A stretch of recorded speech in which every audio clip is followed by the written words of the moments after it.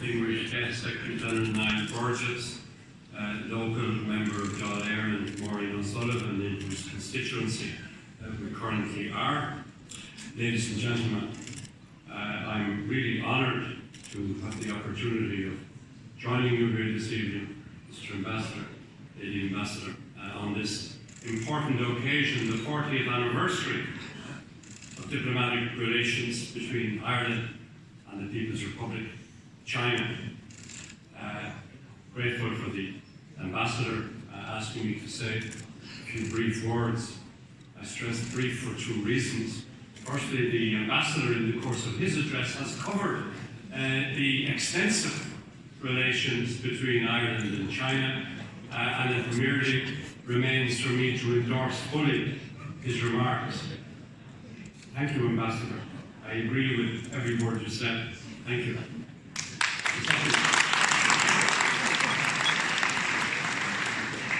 The second reason for my remarks being brief is the fact that this is somewhat unusual insofar as at events such as these, as many of you will know, the custom and practice is to have the speeches and the remarks first, and then the music and cultural performance. On this occasion, the music and cultural event was first. I let you in the secret why.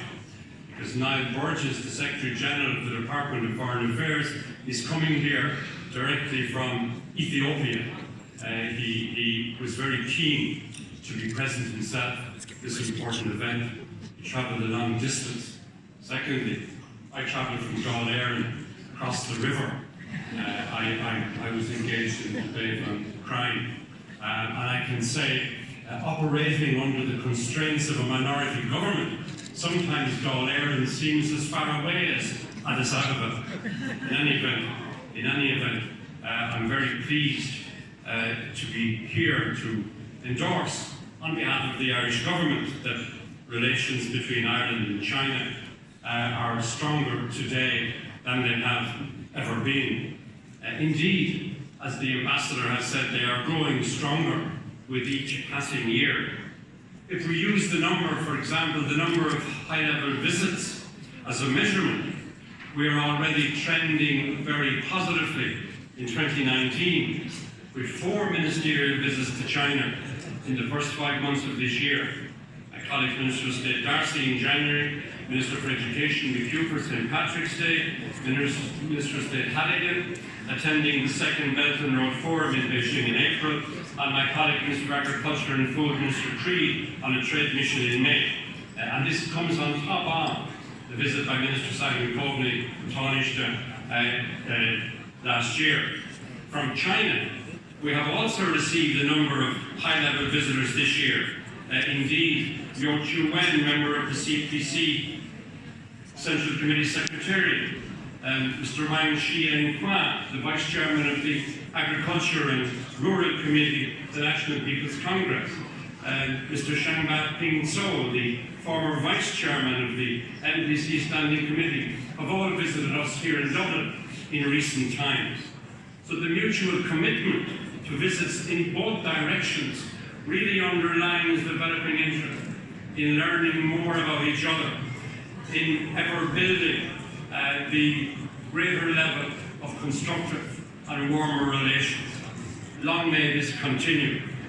Beyond political engagement, there's been strong and continuous growth in exchanges between Ireland and China over a wide variety of sectors: trade, investment, technology, agriculture, education, finance, research and development, tourism and culture. Indeed, I firmly believe that in spite of that, there is still much room to further deepen and strengthen bilateral cooperation between our two countries. The launch of 3 direct flights between Dublin and Beijing, Shenzhen and Hong Kong over the past year has been a notable achievement, and one that will no doubt help strengthen further our trade, tourism and people-to-people links. Air links are intended to serve the connection between our countries, and of course it's important that we use them to the maximum for the benefit of our respective countries, China and Ireland. In fact, as testament to our commitment to strengthening these people-to-people links between our two countries, and in recognition of the improved connectivity between us, I'm really pleased, Ambassador, to announce this evening that I have today approved the introduction of a 5-year multi-entry visa option for Chinese visitors to Ireland who have a good track record of overseas travel.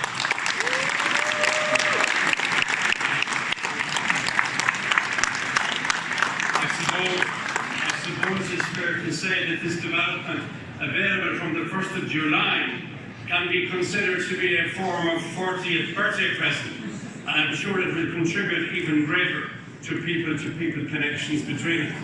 In this regard, I want to acknowledge the presence here of Tourism Ireland's Mr. Niall Burgess, who I'm sure is pleased to hear this announcement, and I want to acknowledge his support in that regard. Our increased connectivity is also furthered by successful twinnings between Ireland and China, between our cities, our provinces, our academic and educational institutions. Every anniversary, Ambassador, can be seen as a new beginning, and our event tonight also marks the early days of Ambassador Xiangdong's time as Ambassador to Ireland. And I want to take this opportunity to welcome you, Ambassador, and your wife to Ireland. I wish you every success and good health during the course of your time here. The Embassy of China in Dublin is a really important, high-functioning partner to the Department of Justice. As you can see this evening, it's also an embassy with many friends, and I'm happy to count myself amongst them. I look forward to our continued engagement and discussion on topics of mutual interest. So in conclusion, ladies and gentlemen, distinguished guests, let me say that I'm really grateful for the things we have achieved over the past 40 years, as both our countries have travelled what is truly an amazing journey over the period of time since 1979.